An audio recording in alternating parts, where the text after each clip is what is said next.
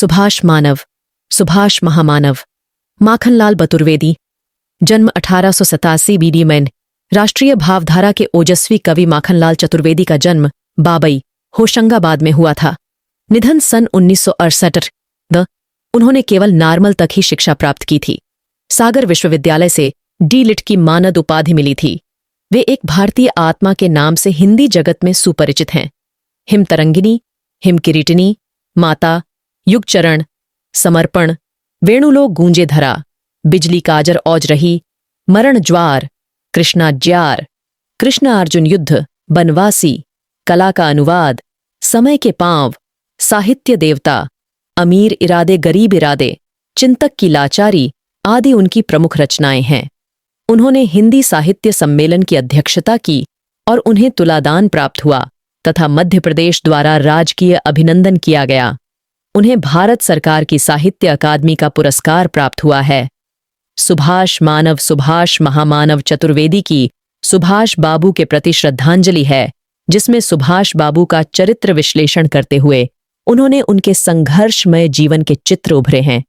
जब तुम भारत से गए, लोग कहते थे तुम बीमार हो, घर से बाहर नहीं निकल सकते, और तुम थे कि घर से क्या देश से भी बाहर चले गए।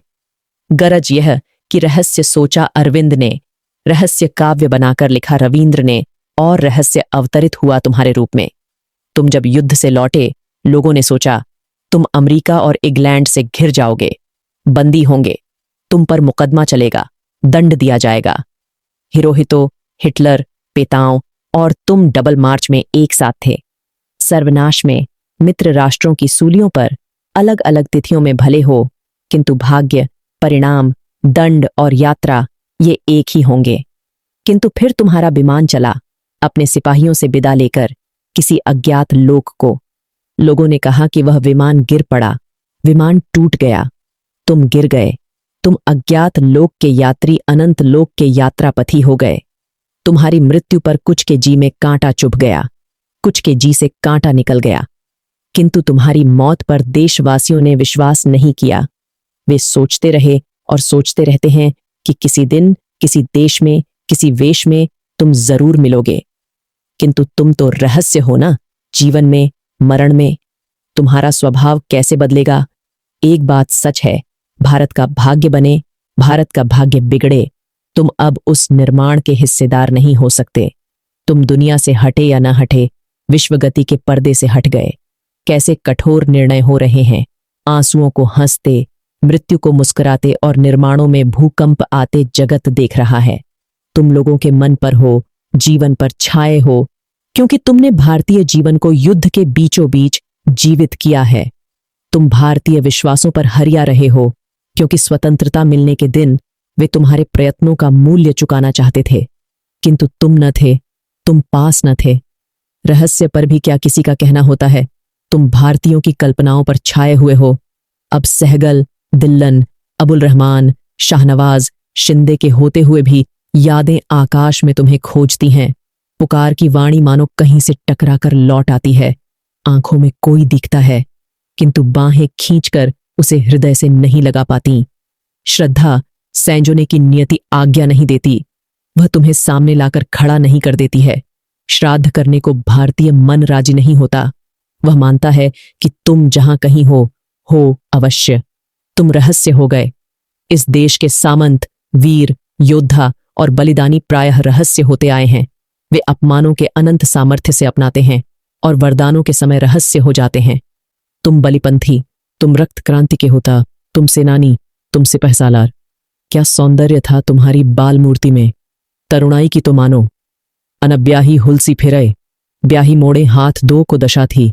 तलवार लेकर तबीयत पर आने वालों की, अथवा तलवार वालों की तबीयत पर बाग बाग होने वालों की।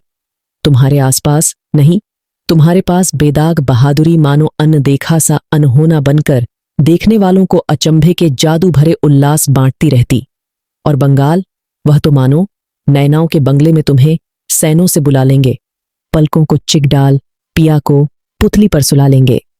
बिना कहे कहती रहती है, अपनी कीमत अमीरों से भी अधिक कृतने वाला प्रेम बोलता नहीं है ना।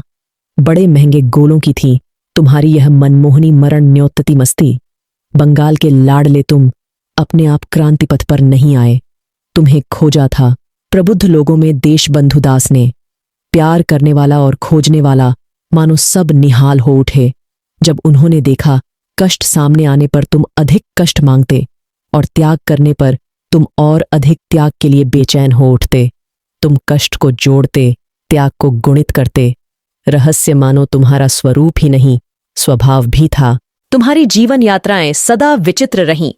तुम चले थे ICAS का इम्तिहान देने, अपने ही भाइयों को गुलाम मानकर, गुलाम बनाकर विदेशी हुकूमत करने वालों की बदजात में मिलने और पहुंच गए CR दास के क्रांतिवादियों में, जहां अपने ही भाइयों को जन देवता मानकर उनकी पूजा की जाती। मानो रक्त का टिकट लेकर देश सेवा के अग्निपथ में स्वर्ग पहुंच गए। इसी तरह तुम प्रस्तुत थे देशभक्तों के साथ किसी ब्रिटिश जेल में युद्धकाल बिताने के लिए, और पहुंच गए युद्ध के बीचों बीच, ब्रिटेन के शत्रुओं को मित्र बना, युद्ध की सेना के सिपह सालार और भारतीय स्वातंत्र्य के प्रथम वायसरॉय कहलाने। फिर मित्र राष्ट्रों के जीतने पर अपने सिपाहियों से विदा लेकर तुम चले थे किसी सुरक्षित स्थान की ओर, जहां से तुम वज्र की शक्ति बनकर भारतीय राष्ट्र के शत्रुओं को मजा चखा सको। और विमान टूटने से तुम पहुंच गए अनंत के लोक में, जहां देवता तुम पर पुष्प वर्षा करें। गरज यह कि जीवन के यात्रा पथ में तुम्हें मन चीते से बड़ा प्रभु चीता मिलता रहा। जीवन पथ भी तुम्हारा संघर्षमय रहा। देशबंधु देवलोकवासी हुए तब का नेर था। देश प्रिय सेनगुप्ता से संघर्ष हुआ, ऐसा संघर्ष जिसमें तुम्हें पछाड़ मिला। 1901 पदन प्राप्त कांग्रेस के अखिल भारतीय पथ में तुम्हारे सामने जवाहरलाल थे। क्राणिको दल और भारी हलचल के बाद भी गांधी जी और मोतीलाल जी के सम्मिलित बल के सामने तुम छांटे पड़ गए। तुम्हें पुनः कलकत्ता कांग्रेस में 1928 ठोकर मिली। जब तुम स्विट्जरलैंड की रोग शैया पर पड़े स्वतंत्रता का स्वप्न चित्र बना रहे थे, तब तुमने देशवासियों को चेतावनी दी थी कि गांधी के नेतृत्व से दूर हट जाएं। किंतु जब तुम लौटकर भारत आए, तब देशभक्त नरीमान, डॉक्टर खरे और न जाने कौन कौन गांधी विरोधी तुम्हें स्वयं नष्ट करने पड़े, और गांधी के आशीर्वादों से भरी हरिपुरा कांग्रेस के सभापतित्व की गादी, वह राष्ट्रपतित्व तुमने स्वयं गांधी और वल्लभ भाई और गांधीवादियों के हाथों ग्रहण किया। इसमें भी कौन हारा, तुम या गांधी? फिर डॉक्टर पट्टाभी से लोहा लेकर गांधी को पीछे ठेलकर तुमने त्रिपुरा कांग्रेस की गद्दी जीती। कितनी कटुता, कितनी भर्त्सना, कितने इल्जामों के बीच 103 ज्वर में भी कोई इल्जाम तुम पर नहीं लगा। किंतु तुम्हारी जीती हुई गद्दी पर राज किसने किया? यहां भी तुम्हारे सामने कठोर संघर्ष था। तुम्हें हारना पड़ा। कलकत्ता तुमने कांग्रेस की गादी छोड़ दी। वह भी एक दिन था। तुमने सोचा, तुमने ठाना, तुमने शुरू किया कि कांग्रेस जैसी एक समानांतर बलशालिनी संस्था का निर्माण करोगे, और मेल किया श्री फजल उल हक से, जो तुम्हारे बाद लीग के जहर से बंगाल को भूखा मारने और दंगों में भून डालने में ही सफल हुए। किंतु तुम गांधी के साथ जेल में बैठकर माला जपने को तैयार न थे। तुम युद्ध को प्रभु द्वारा प्राप्त स्वर्ण संधि समझते थे और भारतीय आंतादि के लिए उसका उपयोग करने के लिए इतने निश्चिंत थे कि प्राण को दशा थी। तलवार लेकर तबीयत पर आने वालों की अथवा तलवार वालों की तबीयत पर बाग बाग होने वालों की। तुम्हारे आसपास नहीं, तुम्हारे पास बेदाग बहादुरी मानो अनदेखा सा अनहोना बनकर देखने वालों को अचंभे के जादू भरे उल्लास बांटती रहती। और बंगाल, वह तो मानो नैनाओं के बंगले में तुम्हें सैनों से बुला लेंगे, पलकों को चिक डाल, पिया को पुतली पर सुला लेंगे। बिना कहे कहती रहती है, अपनी कीमत अमीरों से भी अधिक कृतने वाला प्रेम बोलता नहीं है ना, बड़े महंगे गोलों की थी तुम्हारी यह मनमोहनी मरण न्योतती मस्ती। बंगाल के लाडले तुम अपने आप क्रांति पथ पर नहीं आए। तुम्हें खोजा था प्रबुद्ध लोगों में देशबंधु दास ने। प्यार करने वाला और खोजने वाला मानो सब निहाल हो उठे जब उन्होंने देखा कष्ट सामने आने पर तुम अधिक कष्ट मांगते और त्याग करने पर तुम और अधिक त्याग के लिए बेचैन हो उठते। तुम कष्ट को जोड़ते, त्याग को गुणित करते। रहस्य मानो तुम्हारा स्वरूप ही नहीं, स्वभाव भी था। तुम्हारी जीवन यात्राएं सदा विचित्र रहीं। तुम चले थे ICAS का इम्तिहान देने, अपने ही भाइयों को गुलाम मानकर, गुलाम बनाकर विदेशी हुकूमत करने वालों की बदजात में मिलने और पहुंच गए सीटार, दास के क्रांतिवादियों में, जहां अपने ही भाइयों को जन देवता मानकर उनकी पूजा की जाती, मानो रक्त का टिकट लेकर देश सेवा के अग्निपथ में स्वर्ग पहुंच गए। इसी तरह तुम प्रस्तुत थे देशभक्तों के साथ किसी ब्रिटिश जेल में युद्धकाल बिताने के लिए, और पहुंच गए युद्ध के बीचों बीच ब्रिटेन के शत्रुओं को मित्र बना युद्ध की सेना के सिपहसालार और भारतीय स्वातंत्र्य के प्रथम वायसरॉय कहलाने। फिर मित्र राष्ट्रों के जीतने पर अपने सिपाहियों से विदा लेकर तुम चले थे किसी सुरक्षित स्थान की ओर, जहां से तुम वज्र की शक्ति बनकर भारतीय राष्ट्र के शत्रुओं को मजा चखा सको। और विमान टूटने से तुम पहुंच गए अनंत के लोक में, जहां देवता तुम पर पुष्प वर्षा करें। गरज यह कि जीवन के यात्रा पथ में तुम्हें मनचीते से बड़ा प्रभुचिता मिलता रहा। जीवन पथ भी तुम्हारा संघर्षमय रहा। देश बंधु देवलोकवासी हुए तब का नेर था। देश प्रिय सेनगुप्ता से संघर्ष हुआ, ऐसा संघर्ष जिसमें तुम्हें पछाड़ मिला। नोटिस 152 प्राप्त पर कांग्रेस के अखिल भारतीय पथ में तुम्हारे सामने जवाहरलाल थे। क्राणिको दल और भारी हलचल के बाद भी गांधी जी और मोतीलाल जी के सम्मिलित बल के सामने तुम छाटे पड़ गए। तुम्हें पुनः कलकत्ता कांग्रेस में 1928 ठोकर मिली। जब तुम स्विट्जरलैंड की रोगशैया पर पड़े स्वतंत्रता का स्वप्न चित्र बना रहे थे, तब तुमने देशवासियों को चेतावनी दी थी कि गांधी के नेतृत्व से दूर हट जाएं। किंतु जब तुम लौट कर भारत आए, तब देशभक्त नरीमान, डॉक्टर खरे और न जाने कौन कौन गांधी विरोधी तुम्हें स्वयं नष्ट करने पड़े, और गांधी के आशीर्वादों से भरी हरिपुरा कांग्रेस के सभापतित्व की गादी, वह राष्ट्रपतित्व तुमने स्वयं गांधी और वल्लभ भाई और गांधीवादियों के हाथों ग्रहण किया। इसमें भी कौन हारा, तुम या गांधी? फिर डॉक्टर पट्टाभी से लोहा लेकर गांधी को पीछे ठेलकर तुमने त्रिपुरा कांग्रेस की गद्दी जीती। कितनी कटुता, कितनी भर्त्सना, कितने इल्जामों के बीच। 103 ज्वर में भी कोई इल्जाम तुम पर नहीं लगा, किंतु तुम्हारी जीती हुई गद्दी पर राज किसने किया? यहां भी तुम्हारे सामने कठोर संघर्ष था। तुम्हें हारना पड़ा।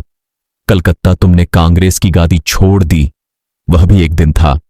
तुमने सोचा, तुमने ठाना, तुमने शुरू किया कि कांग्रेस जैसी एक समानांतर बलशालिनी संस्था का निर्माण करोगे, और मेल किया श्री फजल उल हक से, जो तुम्हारे बाद लीग के जहर से बंगाल को भूखा मारने और दंगों में भून डालने में ही सफल हुए। किंतु तुम गांधी के साथ जेल में बैठकर माला जपने को तैयार न थे।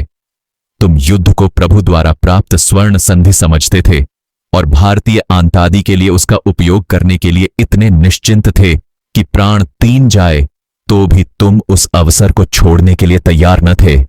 ऐसे निश्चय के लोगों के भाग्य में फूलों की शैया कभी नहीं रही होती। उनके गले में पड़े फूलों के हार विश्व के सुगंधायमान अस्तित्व की क्षणिकता के सिवा और क्या व्यक्त करते हैं? तुमने अपनी दृढ़ता को कभी भी अवसरवादिता की गंदी चादर से नहीं ढांका।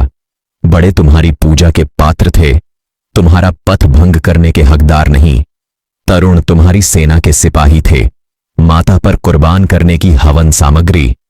तुम्हारे प्यार, दुलार, रोमांस और चुंबन में से कुर्बानी के यज्ञ धूप की सुगंध आती थी, और सिर उतारने के रक्त बिंदु उनमें से छू उठते थे। पुलिस का कितना पहरा था। कलकत्ते में उस समय स्कॉटलैंड यार्ड के शिक्षा प्राप्त कितने पुलिस खिलाड़ी तुम्हारे दाएं बाएं तुम पर निगरानी करते हुए। फिर तुम बीमार, तुम्हें दाढ़ी उगाई, और एकाएक तुम गायब। हिटलर का तुम्हें भारत का प्रथम वायसराय बनाना, महीनों कोई खबर ना पाकर भारतीयों को तुम्हारी मृत्यु की दुशंका, और एक दिन तुम्हारा सेगांव रेडियो पर भारतीयों से बोलना, और वह आजाद हिंद सेना, वह युद्ध, वह तैयारी मानो युग के महान और मरण मांगते तूफान के हाथों तुमने अपने आप को हंसते हंसते सौंप दिया, और एक ब्रिटिश युद्ध को जनबुद्ध कहने वाली देशघातकता देश में कहने लगी। वह जापान का एजेंट हो गया। वह देशघातकता जो खुद जापान के महान पड़ोसी के हाथों रोटियों और नारों पर बिक चुकी थी, किंतु तुम थे कि जमाने की छाती पर लिखे अपने सुनहले नाम को अपने हाथों मसल कर मिटा देने के मूल्य तक पर अपने को संकटों में फेंक चुके थे कि भारत तू आताद हो जा। और आज तो सब तुम्हारा गुण गाते हैं। तुम्हारे सिपाही भारतीय सेना में ले लिए गए हैं। तुम्हारा जय हिंद का नारा भारतवर्ष और भारतीय सरकार का नारा हो गया है और स्वर्गीय शरत बोस से स्वर्गीय सरदार श्री गले मिले थे और उन्हें भारतीय मंत्रिमंडल में जगह भी मिली थी। किंतु तुम, भारतीय तरुणाई अपने में जब जब बल खोलेगी तो तुम्हें पुकार उठेगी। एक भारतवासी, सिर्फ एक भारतवासी ने अपनी सब संपत्ति तुम्हारे नाम कर दी थी। वे थे सरदार पटेल के ज्येष्ठ भ्राता श्री विट्ठल भाई पटेल। इतनी शक्ति कौन अपने में संचय करेगा? यदि भारत को आजाद रहना है तो सुभाष की ताकत अपने में रखने वाला सिपाही, सिपह सालार सेनानी ही उसे आजाद रख सकता है। और यदि आज सुभाष किसी ओर से आ जाएं, तो वह अपनी स्त्री और पुत्री के साथ महान गर्व की वस्तु होगा, किंतु वह पूजा पाएगा। प्रलय का चार्ज तो उसे किसी नवजवान ही को सौंपना होगा। उसकी अनंत असफलताएं और मोद भरी अगणित सफलताएं भारत को संपूर्ण सफल बनाकर गौरवमयी हो गई हैं। क्रियाशील, स्वप्नदर्शी, भक्त और साधक जब अपने संकल्पों पर समर्पित हो संघर्षों पर उतरता है, तब उस व्यक्ति की असफलताएं समाज और समूह की सफलता बनकर देशों के रक्त में लौटती हैं।